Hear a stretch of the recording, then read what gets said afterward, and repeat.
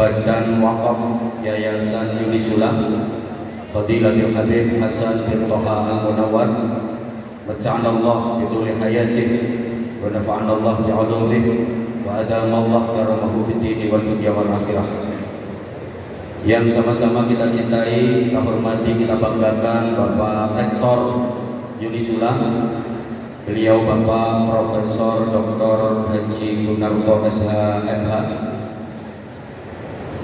Wakil Rektor 1, Wakil Rektor 2, Wakil Rektor 3, para dekan, para wakil dekan, para pejabat struktural di lingkungan Unisula yang sama-sama kita hormati, seluruh mahasiswa dan mahasiswi Unisula yang mudah-mudahan menjadi generasi yang soleh, yang solehat, mudah-mudahan menjadi generasi yang ulul albab, generasi yang pelopor bukan pengekor, yang pengais bukan pengemis, yang perintis bukan pewaris, yang penggerak bukan penggertak, yang punya karakter bukan yang karaten, yang luar biasa bukan yang biasa di luar, yang ahli dzikir bukan yang tukang gentir, yang ahli Quran bukan yang suka pacaran, yang ahli sholawat bukan yang ahli maksiat.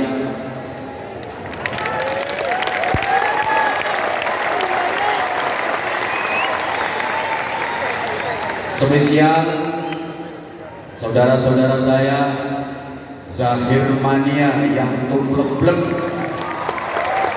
di auditorium Unisula, juga di seluruh Nusantara dan di seluruh belahan dunia dimanapun.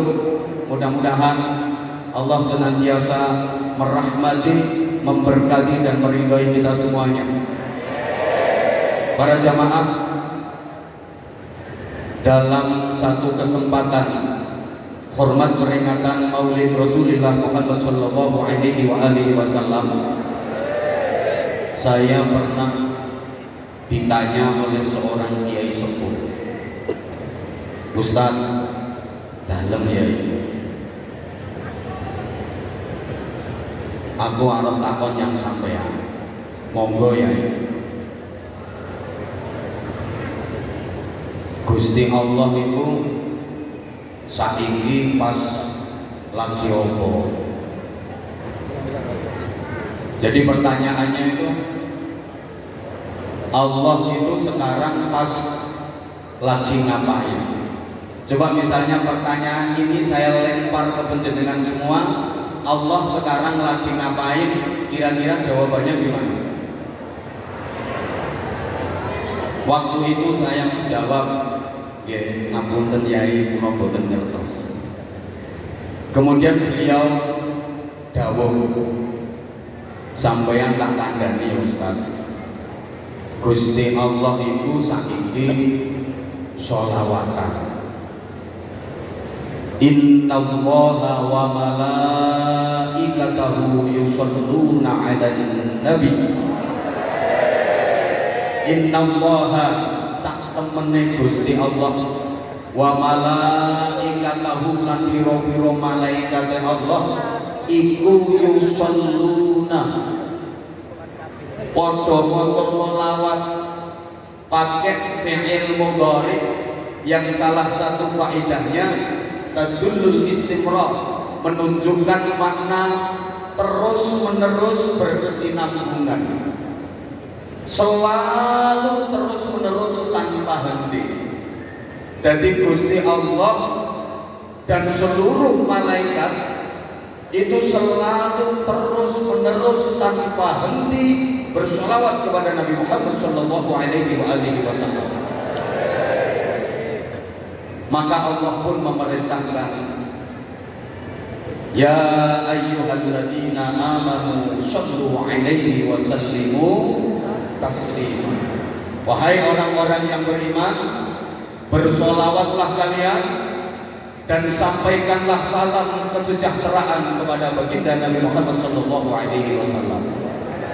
Jadi para jamaah, kalau ada pertanyaan siapa yang paling suka bersolawat, siapa yang paling senang bersolawat, siapa yang paling hobi bersolawat?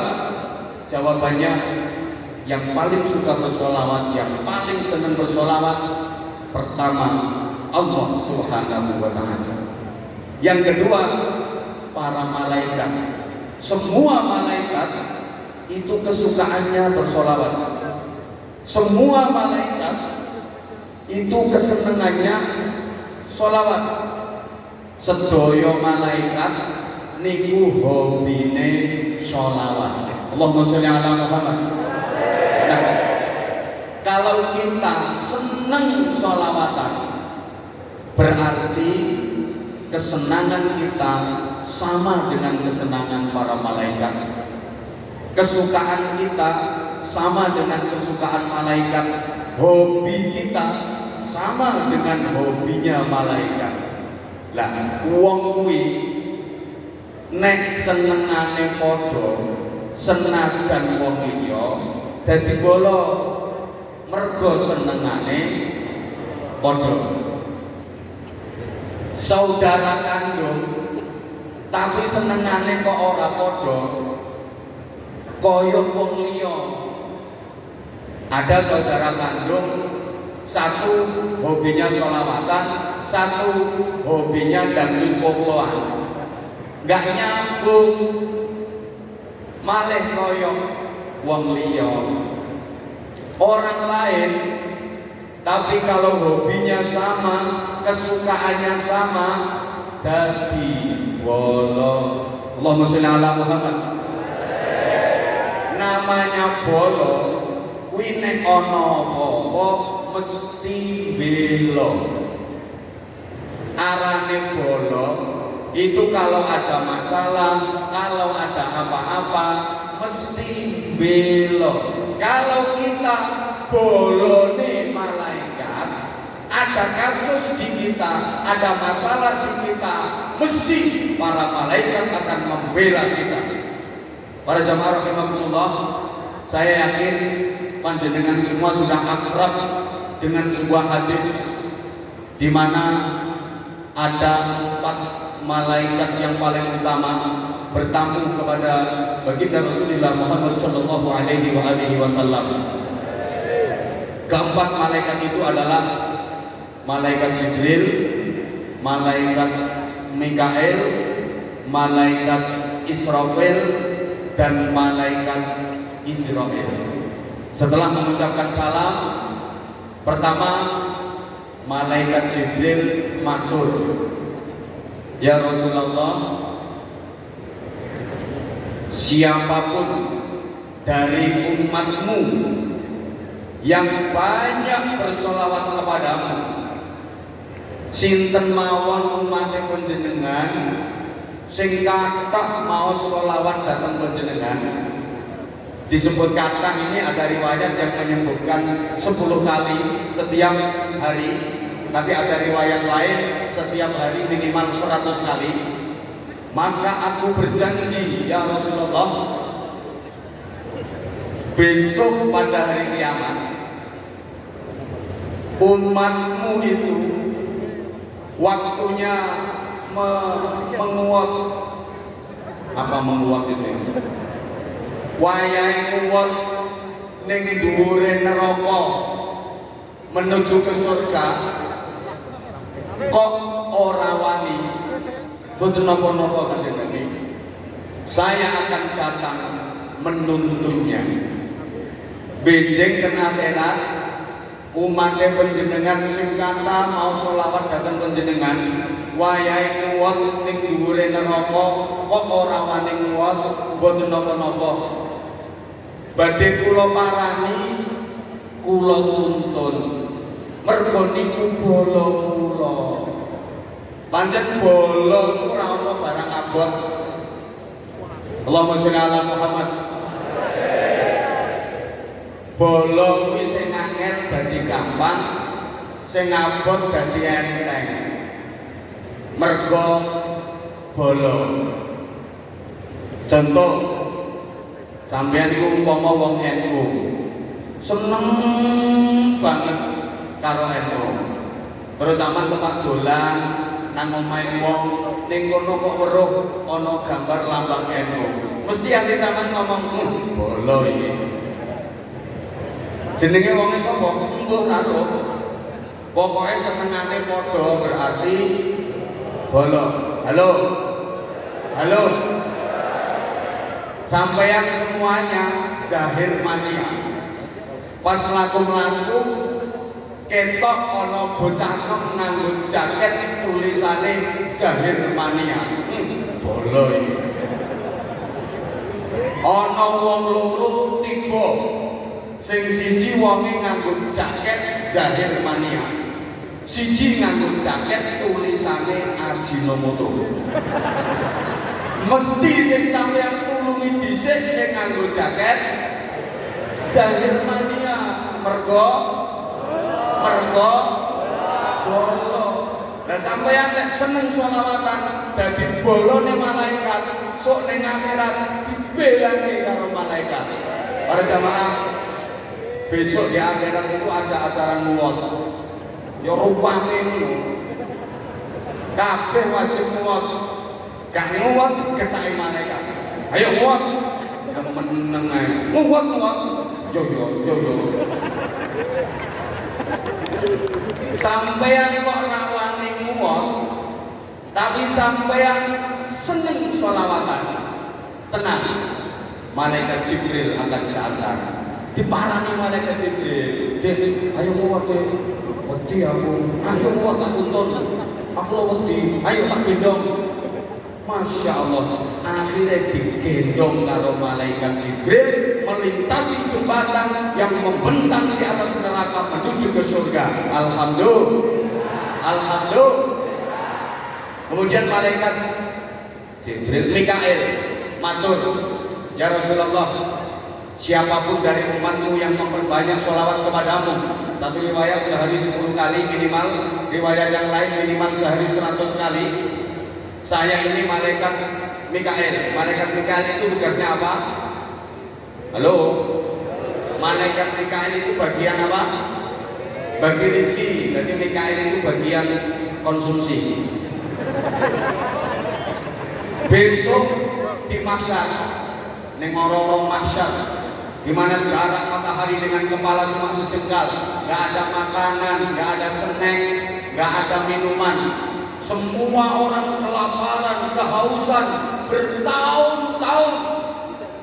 Maka ya Rasulullah, saya berjanji, siapapun dari umatmu yang memperbanyak sholawat kepadamu, aku akan memberikan minum kepadanya dari air telaga Kautsar. Jadi benjing ning mahsyar, malaikat Mikail karo anak buahe iku bagiane bagi-bagi minuman khusus kanggo wong sing seneng sholawatan. Malaikat Mikail sa anak buahe iku lho anduk banyu yang dingin mas, yang dingin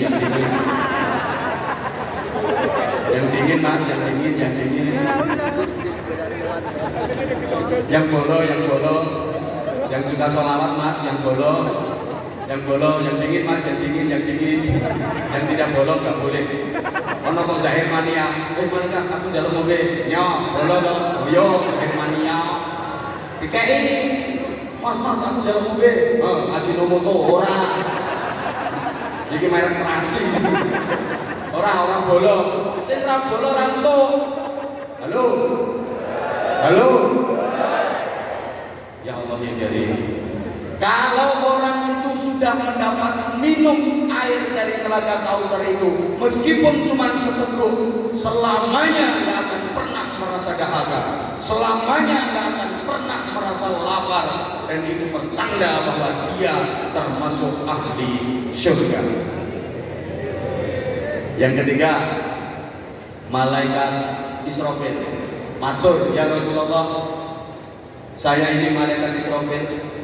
Siapapun dari umatmu yang memperbanyak sholawat kepadamu, kalau dia mati sementara masih banyak dosa-dosanya yang belum diampuni, Aku akan bersujud kepada Allah, memohonkan ampun atas dosa-dosanya, dan aku tidak akan mengangkat kepalaku dari sujud sebelum dosa-dosanya diampuni oleh Allah.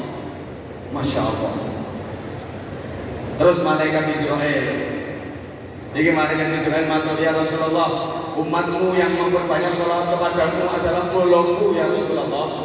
Aku ini tugasnya mencabut nyawa, maka umatmu yang memperbanyak sholawat kepadamu, besok waktu nazak aku akan mencabut rohnya seperti aku mencabut roh para nabi dan para rasul. Artinya aku akan mencabut rohnya dengan halus. Jadi malaikat Israel nek njabut nyawane wong sing ahli sholawat iku garapane halus. Guyumu kok kaya gak percaya. Jambutno nyawa kuwi ana sing garapane halus, ana sing garapane kasar. Sing seneng sholawatan digarap halus, sing gak seneng sholawatan apa maneh bid'ah no sholawatan tintenono dikidulakan karo Israel, ditarik serot balik neh serot, tarik serot balik neh serot, melek karuan. Wong aku nguyuh Allahumma sholli ala Muhammad. Jadi ngapunten ya, jambutno nyawa iku ana sing halus ana sing kasar. Kok jambutno nyawa, jambutno untu iki. Ana sing halus ana sing kasar. Saya ingat dulu waktu masih di pondok, saya 13 tahun di Gresik, di tanah tumpah darahnya Habibidin. Jadi saya ini juga produk Gresik seperti beliau, di samping Bilangitan dan di beberapa pesantren yang lain. Saya waktu masih di pondok itu pernah sakit gigi, tayang terus gak kuat. Begitu enteng, niatan jabut. Saya datang ke klinik, poli gigi waktu itu udah tutup, soalnya aku datang kesiangan. Tapi dokternya belum pulang. Sapu moro ditakoni karo dokter. Lapor deh, badhe jabune untu Pak Dokter. Akhirnya ditakoni maneh, sing murah apa sing larang? Dan sing murah pinten, sing larang pinten. Sing murah 30.000, sing larang 70.000. Nah, waktu itu duitku cuma 50.000. Aku mikir, sing murah mawon Pak Dokter. Ya wes, manap. Saya disuruh manap, terus disuntik keretek. Aduh, kok sakit Pak Dokter? Murah kok. Murah kalau enak. Ya wes betul. Saya disuruh nunggu 10 menit. Begitu selesai 10 menit, saya dipanggil lagi. Dek, Rene, dia Pak Dokter, aku dikongkon manap maneh. Ini gue catok. Jadi untukku kita catok, ongkak, bakal kita merucut. Aduh, kok sakit Pak Dokter? Murah kalau enak. Tapi dari situ saya dapat hikmah. Ternyata apa wae lek sangune kurang iku dadine lara. Allah ya karim. Ibu bapak, sampeyan mboten gadah rencana jabutno nyawa. Hah? Rencana sampeyan supaya jabutne nyawa itu boleh tarik sing murah apa sing larang? Sing rajin sholawatan. Orang yang ahli bersolawat demi Allah, ini udah sumpahnya malaikat Israel akan mencabut rohnya seperti mencabut roh para nabi dan para rasul. Halus, bukan hanya itu. Orang yang ahli bersolawat, memperbanyak bersolawat. Ketika proses sakaratul maut, Rasulullah Muhammad sallallahu alaihi wasallam datang menunggu itu. Wong niku nek ahli sholawatan, ketika proses kematian, Kanjeng Nabi rawuh. Tidak ada manusia di dunia ini yang lebih dekat ke kita melebihi Rasulullah sallallahu alaihi wasallam. Bapak kandung, ibu kandung itu katanya paling dekat, masih kalah dekat dengan Rasulullah. Saking sayangnya Rasulullah sama umatnya, saking cintanya Rasulullah sama umatnya. Kalau kita jadi orang baik, kalau kita jadi orang yang sering memperbanyak sholawat kepada Rasulullah. Ketika nanti kita mati, Rasulullah hadir menjemput roh kita. Allahumma sholli ala Muhammad. Kalau udah dibawa sama Rasulullah, kemudian kita digandeng sama Rasulullah, diajak sowan ngadep ngersane Gusti. Ketahuilah para jamaah, kita nggak akan pernah bisa sampai kepada Allah tanpa melalui Rasulullah Shallallahu Alaihi Wasallam. Hanya dalam salawat ada satu, Anta babullah ya Rasulullah ya sanadi, Anta babullah mu'tamadi, ya Rasulullah ya sanadi, Anta babullah mu'tamadi. Udah kata terusnya itu kan Habib Bidin kalah saingan.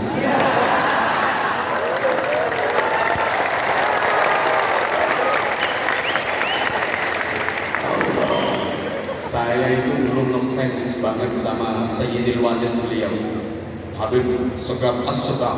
Itu kalau sholawatan, kalau hamdulisan, wah ngefans banget.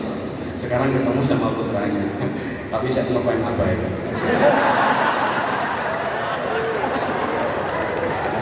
Karena beliau bisa seperti ini, ya itu barokahnya dari abahnya, barokahnya dari mbahnya.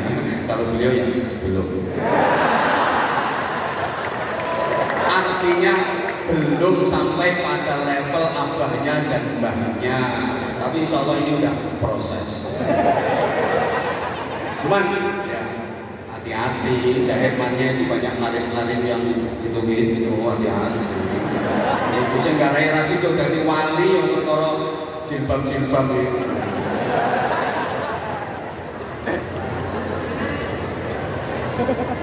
Anta babullah ya Rasulullah, engkau adalah pintu untuk bisa wusul kepada Allah Subhanahu wa ta'ala. Jadi lek melalui rekomendasi Kanjeng Nabi, kita gak akan pernah bisa sampai kepada Allah. Allahumma sholli ala Muhammad. Nanti kalau Rasulullah yang menuntun kita sowan kepada Allah, Allah akan menyambut kita dengan senang. Kenapa? Karena yang membawa kita adalah kekasih Allah, Kanjeng Nabi Muhammad Shallallahu Alaihi Wasallam. Terus sampean kok diutang-utang sampai Gusti Allah, indah banget utangannya Allah. Ya ayyatuhan nafsul mutmainnah, irji'i ila rabbiki radiyatan mardiyah, fadkhuli fi ibadi wadkhuli jannati. Wahai jiwa yang tenteram, wong apik, Jahir Mania, mahasiswa-mahasiswi Unisula, sak dosene, sak dekane, sak rektore, izin. Rektor itu artinya tukang koreksi sing kotor-kotor. Ya iya, yang kotor yang nggak bener harus dibuang semua. Nah kalau dekan itu idenya meyakinkan. Yang paling kelas itu dosen, omongannya sak dus-dus, bayarannya cuma sak sen.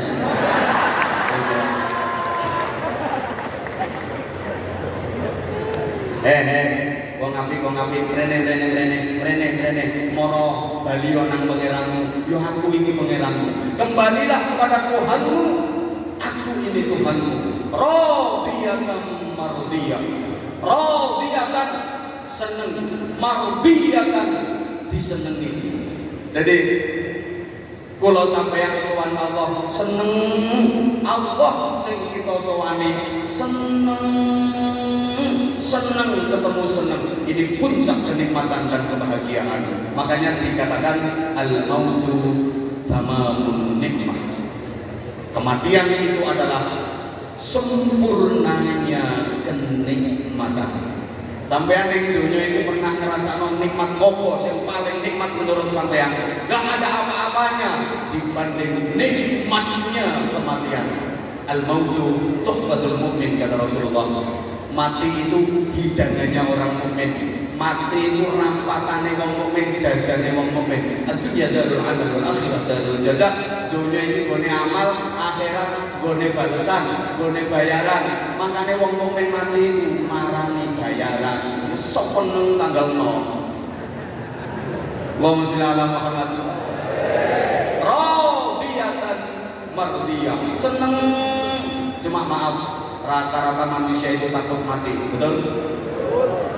Kok gak jawab? Rata-rata manusia itu takut mati, betul? Orang apa-apa. Jangankan kita, putri tercinta Rasulullah Muhammad SAW, Sayyidah Fatimah, itu udah dibisiki sama Rasulullah. Duh, Fatimah, kamu nanti di surga bareng sama aku, di surga derajat tertinggi, dan kamu nanti akan menjadi Sayyidatun Nisa'i Ahlil Jannah, ratu dari wanita-wanita penghuni surga. Aku seneng banget. Ngoten mawon Sayyidah Fatimah niku tasih ajrih kerja.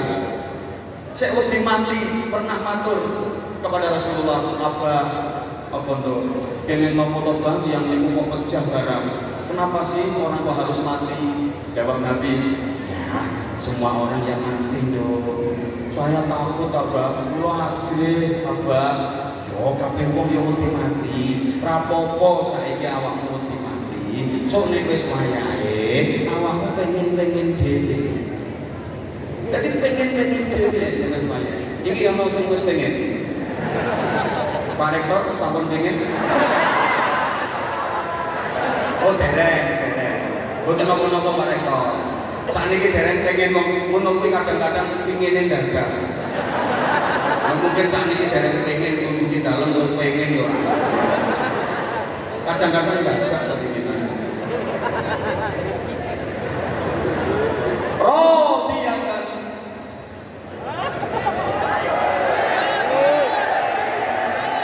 Saya durasinya kan cuma 30 menit. Oh, habibnya minta lanjut ini kalau waktunya ditambah namanya lembur. Jadi kalau lembur itu ada yang bukannya sendiri. Jadi radiyatan mardiyah, seneng dan disenengi. Makanya orang kalau matinya baik itu yang laki kelihatan makin ganteng wajahnya, makin bersih auranya. Yang perempuan juga kelihatan makin cantik, makin manis, makin bersinar, bibirnya menyembunyikan senyum, kemudian keningnya berkeringat. Itu diantara tanda-tanda mati husnul khotimah, tanda-tanda mati neapi. Ya mutul mukmin bi'aidil jabi. Orang mukmin meninggal itu batu ekor keringat. Kenapa? Orang kalau matinya baik, kok nek lanang tambah bagus, nek wedok tambah ayu, mergo seneng. Pancene seneng iku nambahi rupa. Susah iku nyuda rupa. Ana wong lanang ora pati bagus, ora pati ganteng, tapi sugih atine seneng. Menunggu disawang yang sedem. Wong lanang rupane ganteng tapi melarat, ya kepiur. Kaya TV ramantene.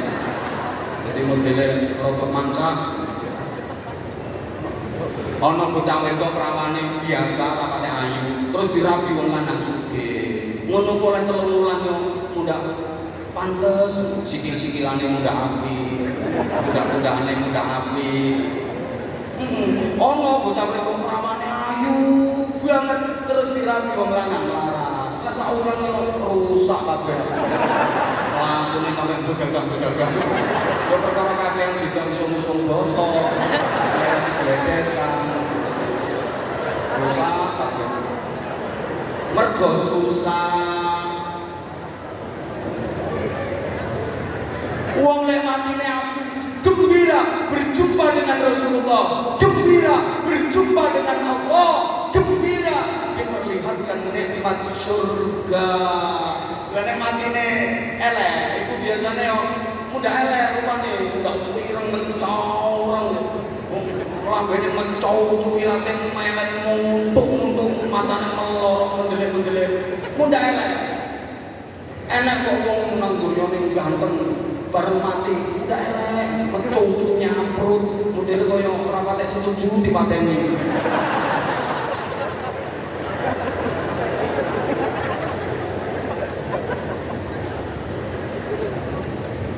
Allahumma sholli ala Muhammad. Fadkhuli fi ibadi. Masuklah kamu ke dalam jamaah hamba-hambaku. Siapa yang dimaksud ibadi? Minan nabiyyin was-siddiqin was-syuhada was-shalihin. Orang-orang yang ahli bersolawat, dicintai Rasulullah, baru di alam barzakh udah disuruh menuju ke surga barzakh, dikumpulkan bersama para rasul, para nabi, para siddiqin, para syuhada, dan orang-orang saleh, ditempatkan di raudhatun min riyadil jannah. Allahumma ja'alna minhum, amin. Allahumma amin. Saweneng wis manggon ing taman-taman swarga. Apa maneh nang mati sak bojone wis padha matine nang padha apike. Ya saweneng ning taman-taman swarga, godak-godakan gunung-gunung kaya film India.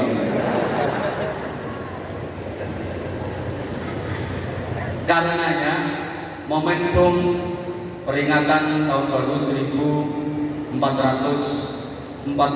Hijriah, mari kita gunakan untuk melakukan perbaikan menuju kebaikan, untuk meraih yang terbaik. Saya ulang, mari kita gunakan momentum tahun baru 1444 Hijriah ini untuk terus melakukan perbaikan menuju kebaikan, untuk meraih yang terbaik. Allahumma sholli ala Muhammad.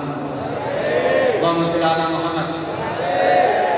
Para jamaah, untuk mendapatkan target itu kita harus berhijrah. Hijrah itu secara umum ada dua, ada hijrah makaniyah, ada hijrah ma'nawiyah. Hijrah makaniyah itu hijrah dalam artian berpindah, hijrah tempat, hijrah dalam arti berpindah. Sedangkan hijrah ma'nawiyah itu hijrah sifat, hijrah dalam artian berubah. Ringkas-ringkas saja. Kalau hijrah makaniyah kita tahu Rasulullah berpindah meninggalkan Makkah menuju Madinah, maka syaratnya hijrah makaniyah itu harus ada yang ditinggalkan dan harus ada yang dituju. Dua-duanya harus ada. Ada yang ditinggalkan dan ada yang dituju. Itu hijrah. Ada yang ditinggalkan tapi nggak ada yang dituju, itu bukan hijrah, namanya minggat. Nah iya toh. Ada yang dituju tapi nggak ada yang ditinggalkan, juga bukan hijrah, namanya ngelamun. Kok gak pati cerdas ya kayak ngomongannya. Nah, kalau hijrah ma'nawiyah, hijrah sifat itu banyak. Ada hijrah i'tiqadiyah, ada hijrah khuluqiyah, ada hijrah syu'uriyah. Ini kapan-kapan kalau saya diundang lagi sama Pak Rektor, tak uraikan secara jelas. Ini marketingnya uang pengajian biar penasaran. Kita sampai nong kabeh saiki gak diundang menang. Oke. Rasulullah menghijrahkan manusia dari jahiliyah menuju Islamiyah. Secara umum seperti itu dulu. Kenapa sih Rasulullah harus berhijrah? Apa perjuangan di Makkah beliau nggak berhasil? Jawabannya berhasil banget. Jadi salah besar kalau ada yang bilang fase dakwah di Makkah selama 13 tahun Rasulullah tidak berhasil. Salah besar. Sangat-sangat berhasil. Fase dakwah di Makkah 13 tahun itu orientasi dakwahnya Rasulullah adalah menanamkan iman dan menguatkan akidah. Maka ayat-ayat Al-Quran yang turun di Makkah yang kita kenal dengan ayat Makkiyah itu mayoritas berbicara soal iman, mayoritas bahas akidah, termasuk juz amma yang saya yakin seluruh jamaah banyak yang hafal. Juz 30, tapi kalau 30 juz Kalau juz 30 banyak yang apa? Kalau 30 juz ya sampean paling yang juz apel, juz mangga, juz alpukat, juz nanas. Allahumma sholli ala Muhammad. Juz amma itu 95% makiyah. Maka yang dibicarakan di juz amma itu mayoritas tentang keimanan, tentang akidah. Itu 13 tahun Rasulullah berjuang menanamkan iman, mengokohkan akidah. Berhasil apa enggak? Berhasil banget. Coba baca dalam sejarah. Orang-orang yang sudah masuk Islam, orang-orang yang sudah menjadi pengikut Rasulullah Muhammad Shallallahu Alaihi Wasallam, sangat teguh dalam memegang keimanannya. Contoh, sahabat Bilal bin Rabah radhiyallahu taala anhu, ketika beliau masih menjadi budak, beliau iman kepada Rasulullah, beliau mengikuti Rasulullah. Ketahuan sama majikannya, diancam sama majikannya, bilang, kamu jadi pengikutnya Muhammad ya? Iya, kenapa? Tak hukum kamu, keluar kamu. Kalau kamu mau kembali kepada agama lama, kamu tidak akan aku hukum. Tapi kalau kamu tetap mengikuti ajaran Muhammad itu, akan aku siksa kamu. Jawabannya apa? Silahkan kalau mau disiksa. Akhirnya Bilal disiksa dengan siksaan yang sangat pedih, diikat, ditelentangkan di padang pasir dalam terik panas matahari yang membakar, atas panas matahari yang membakar, bawah panas bebatuan dan pasir yang luar biasa, ditelentangkan, diikat. Bukan cuma itu, dada Bilal dijerati. Apa dijerati itu? Diberi batu yang sangat besar. Jerat. Bilal hanya berucap ahad. Dijerat di mana? Jerat. Ahad. Dia baru bisa mengucap ahad. Maksudnya qul huwallahu ahad. Cereneng aku yo tak ulangi. Bilal qul huwale.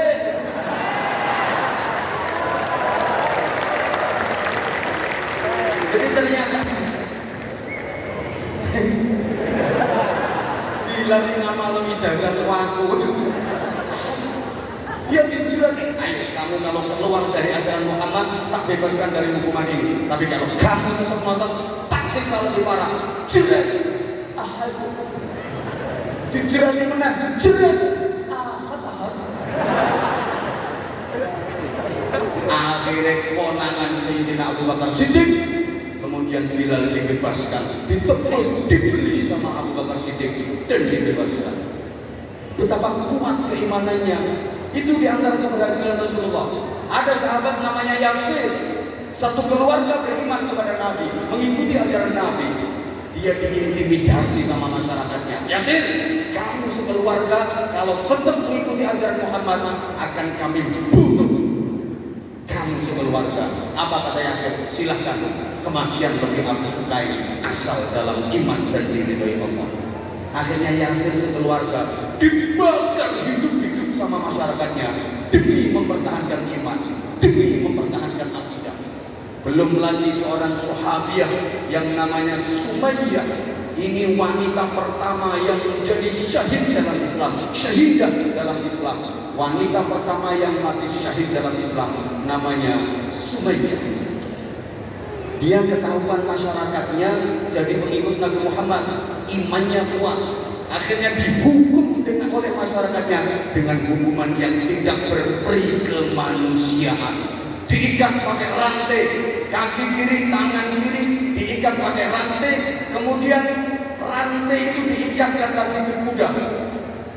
Kudanya dicambuki supaya lari kencang ke arah kiri. Demikian pula kaki kanan sama tangan kanannya diikat kuat pakai rantai. Rantai itu diikatkan ke kuda. Kudanya dicambuk keras sehingga kuda itu lari kencang ke arah kanan. Kuda yang dari kiri lari kencang ke arah kiri. Kuda yang narik dari kanan lari kencang ke arah kanan. Akhirnya tubuh Sumayyah terbelah jadi dua. Kerak. Sama orang usah bayang basic suwe apa nih?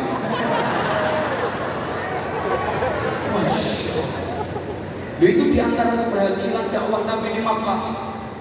Jadi gak benar kalau ada yang bilang Nabi di Makkah gak berhasil. Kenapa? Kalau di Makkah udah berhasil, kok diperintah Allah hijrah ke Madinah? Allahumma sholli ala Muhammad. Ini Bapak Ibu para jemaah, agama itu bukan hanya vertikal, bukan hanya makhluk yang dalam hubungannya dengan Allah Subhanahu wa taala saja, tapi agama itu juga horizontal, mengatur hubungan dengan sesama manusia, bahkan hubungan dengan lingkungan. Ini juga bagian dari agama. Nah, di Makkah waktu itu, untuk bisa menjalin komunikasi sosial, membangun hubungan sosial kemasyarakatan yang baik, susah, sulit, karena Rasulullah selalu diancam, diintimidasi. Jangankan bersosial, jangankan bikin acara semacam ini, Rasulullah ngajar ngaji aja sembunyi-sembunyi di rumahnya sahabat Arqam yang dikenal dengan Darul Arqam, karena selalu diancam dan diintimidasi oleh pembesar-pembesar Quraisy. Ada Abu Sufyan, Abu Jahal, Abu Lahab. Waktu itu Abu Gosok urumono. Jadi sulit untuk membangun hubungan sosial yang baik. Maka Rasulullah diperintah Allah untuk hijrah ke Yathrib. Waktu itu namanya Yathrib. Nah, ketika di Yathrib, baru Rasulullah membangun komunitas masyarakat. Semua komponen dan semua elemen dilibatkan oleh Rasulullah, diajak gabung oleh Rasulullah, diajak duduk bersama oleh Rasulullah untuk membentuk komunitas masyarakat. Kalau saiki pemerintahan yang leadershipnya langsung Rasulullah Shallallahu Alaihi Wasallam. Allahumma sholli ala Muhammad. Jadi Rasulullah itu yo nabi, pendakwah. Rasulullah itu bakul, pedagang ulum. Maaf, Sayyidah Khadijah terpikat, terpesona dan jatuh cinta sama Rasulullah itu karena memang Rasulullah itu jujur, Rasulullah berakhlak mulia, Rasulullah ganteng, dan Rasulullah adalah pedagang sukses. Jadi jangan salah ya, jangan dikira Rasulullah nikah Sayyidah Khadijah yang usianya lebih tua karena Sayyidah Khadijah janda kaya raya. Memang Sayyidah Khadijah janda kaya raya, tapi bukan karena itu Rasulullah menikah Sayyidah Khadijah. Rasulullah waktu menikah dengan Sayyidah Khadijah, Rasulullah juga kaya raya. Rasulullah sudah sukses dalam berdagang. Bayangkan, maharnya Rasulullah nikah sama Sayyidah Khadijah itu 200 ekor unta merah. Unta merah itu unta yang harganya paling mahal. Kalau sekarang kira-kira 50 juta. 50 juta kali 200, 10 miliar. Kanjeng Nabi nikah Sayyidah Khadijah itu mas kawine 10 miliar. Gak kaya Semarang, saya ketemu salah gereke. Halo, halo. Rasulullah juga jenderal. 27 kali Rasulullah berada di garis terdepan memimpin pasukan perang. Rasulullah itu insan kamil, sempurna, sehingga beliau menjadi uswatun hasanah. Nah, dalam membentuk pemerintahan, membentuk komunitas masyarakat, semua komponen dilibatkan oleh Rasulullah. Bukan yang beragama Islam saja, yang non-Muslim pun, yang Nasrani, yang Yahudi, yang Majusi juga diajak duduk bersama, bermusyawarah, membuat kesepakatan. Sehingga kita kenal ada Piagam Madinah. Allahumma sholli ala Muhammad. Nah, setelah bikin Piagam Madinah itu Rasulullah bersabda, siapapun orang Islam yang membunuh non-Muslim yang berada dalam lindungan Piagam Madinah ini, haram baginya mencium bau surga. Betapa Rasulullah sangat menghargai. Halo, ini paham nggak kalau dijawab bahasan model itu? Paham nggak? Paham nggak? Itu saja yang saya sampaikan. Wes jam kurang yang undang-undang. Nah, yang yang terpenting 5 menit tak ibui. Lembur. Nah, ya. Halo. Halo. Berikutnya tahun baru kita menatap ke depan. Bicara soal masa depan, kita tahu masa depan itu ada dua, ada masa depan ukhrawi, ada masa depan duniawi. Ada masa depan fit dunia, ada masa depan fil akhirah. Umumnya kalau diajak bicara masa depan, kita lebih fokus masa depan yang dunia. Betul? Betul? Contoh sederhana, kalau misalnya kita mau bangun rumah, itu yang kita planning rumah yang pasti akan kita tinggali selamanya, atau rumah yang pasti akan kita tinggalkan selamanya.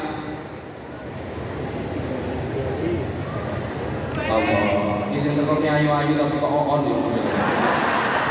Sampeyan misalnya arep bangun omah lho, sing sampean pikir iku omah sing arep dinggone selawase, omah swarga, apa omah sing arep ditinggalne selawase, omah donya?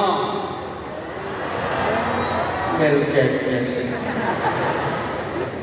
Oke, harusnya dua-duanya. Ya wes, dua-duanya. Rumah yang akan kita tinggalkan selamanya, rumah dunia yang kita pikirkan, rumah yang akan kita tinggali selamanya, rumah yang di surga juga harus kita pikirkan.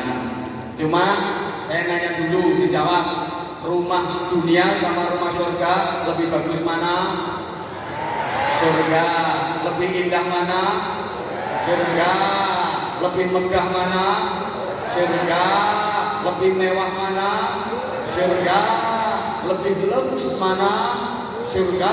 Lebih eksklusif rumah mana? Surga. Cuma anggaranmu lebih banyak mana?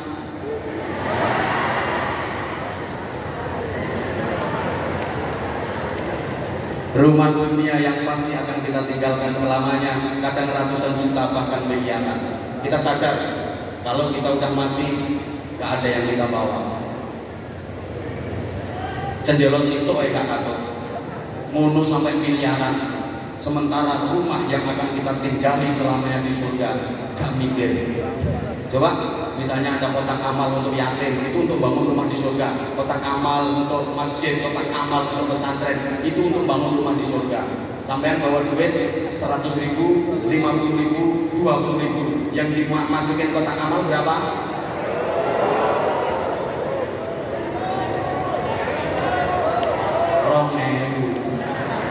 Wong pilihannya loh, sampean bawa duit 100.000, 50.000, 20.000, yang dimasukin kotak amal berapa? 2.000 membangun rumah, itu pakai siji nyebul si bokong. Itu kita. Halo, makanya tadi pagi saya sampaikan, kalau dihadapkan pada pilihan dunia akhirat, pasti kita lebih memilih dunia. Bal tu'thirunal hayata, pegang duit 100.000, ditawari akhirat santunan yatim, tiketnya 100.000. Terus ada tawaran dunia, tiket pertandingan sepak bola, PSIS Semarang melawan Manchester United.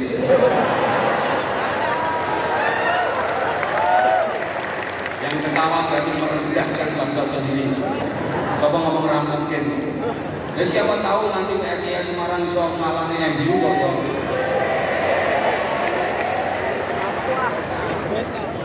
Kira-kira sampai pilih santunan yatim apa bal-balan? Itu kita. Halo, misalnya pengajian ini ditiketkan, gak usah larang-larang. 50.000 tiket pengajian sing ceramah Anwar Zahid. Terus dangdutan tiketnya 50.000 juga. Pilih pengajian apa pilih dangdutan? Percaya, jamaah yang hadir pasti pilih pengajian sing ditinggal.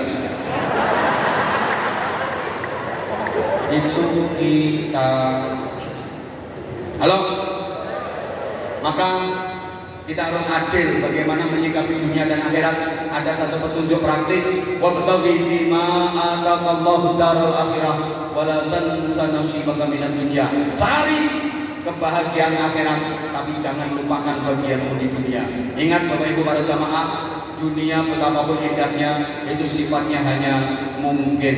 Akhiratlah yang pasti. Apapun yang akan terjadi di dalam kehidupan kita di dunia ini, mulai malam ini sampai nanti kita mati, itu sifatnya hanya mungkin dan mungkin, kemungkinan dan kemungkinan. Makanya kita kalau mau ngapa-ngapain dalam kehidupan dunia ini, kita disuruh bilang insya kalau Allah menghendaki. Karena di dunia nggak ada yang pasti. Halo, kadang udah direncanakan mating mateng, nyatanya gagal. Ada apa enggak? Ada apa enggak? Halo, yang pacaran udah seneng sama seneng, ter kodo irenge, ser kodo kentire, wong tua kodo setujune, urung mesti dadi bojone. Kadang nek pacaran 12 tahun, entek-entekane dirabi kancane dhewe. Dunia ini gak ada yang pasti kok. Halo, hanya mungkin. Coba saya tanya, bocah wedok sing rupane ayu kan karo sing rupane elek rabine dhisik ndi? Ora mesti. Kadang sing rupane elek rabi dhisik, sing rupane ayu ora payu-payu. Dijajal ditinggal, dijajal ditinggal, dijajal ditinggal.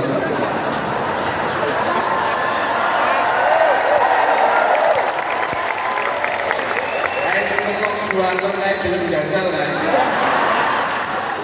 Dunia halo, kadang udah suka sama suka pacaran, bisa jadi suami istri tapi belum pasti bahagia. Walaupun dulu waktu pacaran sudah seia sekata, sevisi semisi, sehidup semati. Semboyannya, aku tahu apa yang ada di hatimu, kau tahu apa yang ada di hatimu. Sehingga aku tahu apa yang kau mau, kau pun tahu apa yang aku mau. Begitu nikah, belum tentu bahagia.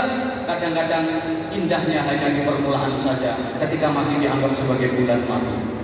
Setelah itu yang datang bulan-bulan empedu. Apalagi kalau nikmatnya sudah dikredit lebih dulu. Begitu nikah sudah semu, gaweane madu, omongane madu, saru, wis ora seru tur gak lucu, tidak seindah waktu itu.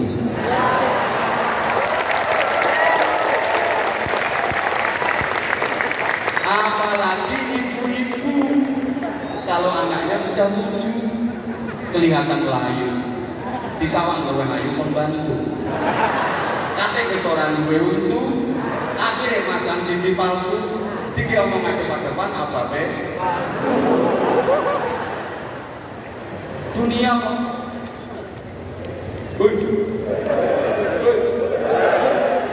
Gak ada yang pasti.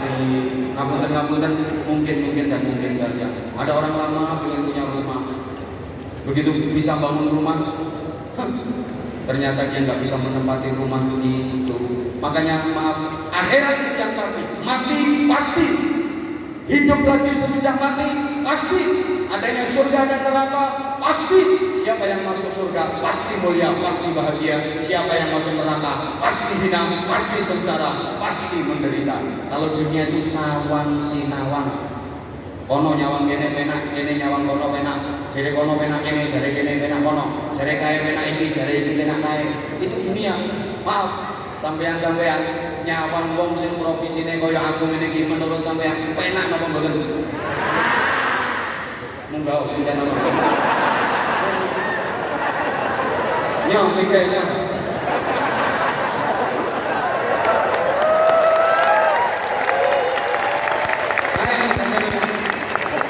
Yang bilang mikirnya ganti pikiranmu penakan ini loh. Penaknya kelinting pada sak jam ya, hasilnya sama mana pikiranmu lah ini loh. Dia sampai orang mikir resiko nih. Coba salah ucap, sabun lisan, kepurcut omong bisa jadi kasus besar. Apalagi figur publik.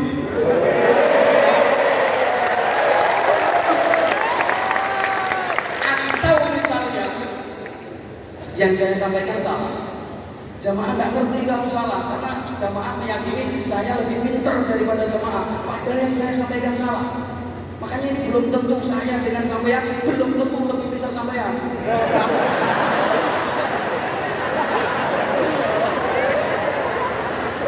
Yang saya sampaikan ini salah, didengar jamaah ribuan kayak gini, mereka meyakini benar, akhirnya dilakoni. Berarti saya menyesatkan ribuan jamaah. Berapa dosa yang saya tanggung? Dunia akhirat resiko nih. Mulane pantes nek larang.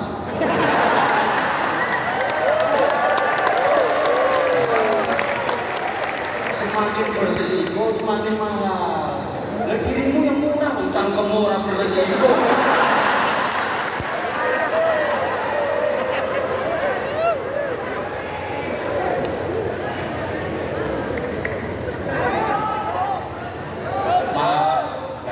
Saya sama Habib Bidin ini bisa jadi kata Habib Bidin enak berzahid ini matuk moces dilutok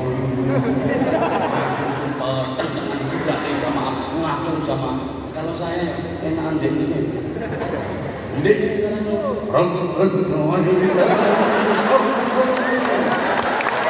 ngomong tak sing terusnya kan iki sing terusnya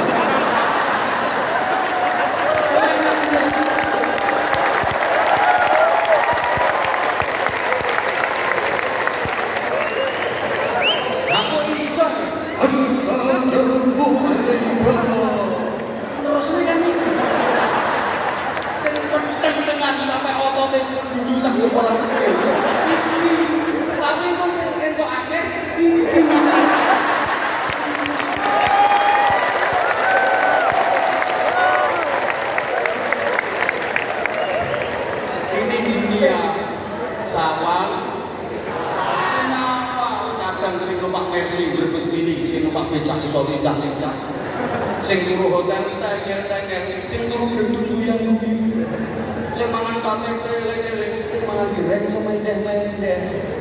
Ini dunia. Makanya kalau di dunia orang miskin wani ngece wong sugih. Malah orang mesti bagi wong sugih luwih enak dibanding wong melarat. Emang iya. Orang mesti turun spring bed luwih nikmat dibanding turun pring ya. Kadang turun spring bed, mentul, harganya 500 juta, tapi ngipinnya cuma berjendru. Turun spring bed ya, kalau berpikir ke kantong maju, tapi ngipinnya mlebu restoran. Mangan menu lengkap mobilnya kesedihan seruput lilir, iler. Tapi kan nikmat dulu. Duh. Wong larat wani ngece wong sugih di dunia ini. Urung mesti makan di restoran mewah lebih nikmat daripada di tengah sawah. Mangan di tengah sawah ra mikir utang. Wong desa-desa wong tani-tani mangan di tengah sawah, lawoe cuma sambel tok iso tek-tekan. Turah sambele tambah segone, turah segone tambah sambele, turah sambele tambah segone. Lawoe tek cicip cilik campur uget-uget. Dikampleng ora krasa. Iki sing dadi rektor.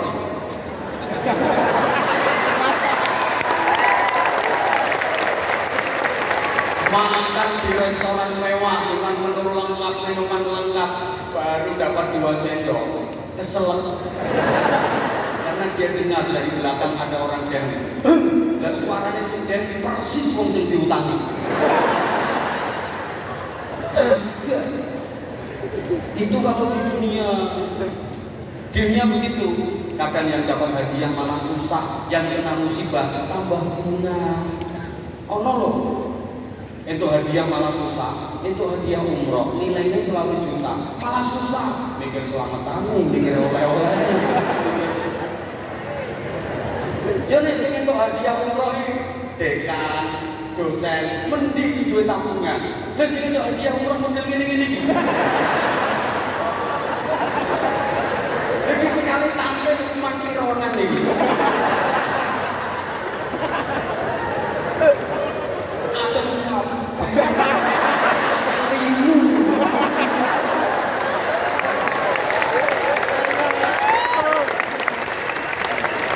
Dapat hadiah umroh malah mumet ndas. Gitu loh. Kadang sing kena musibah malah bunga.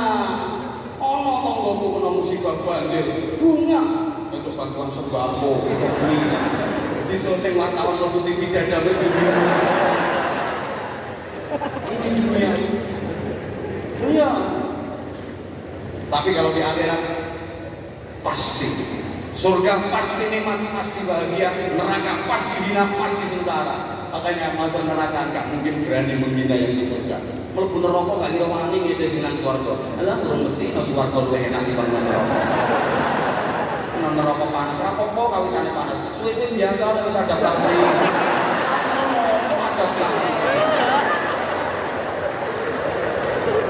Udah, matur suwun. Assalamualaikum warahmatullahi wabarakatuh.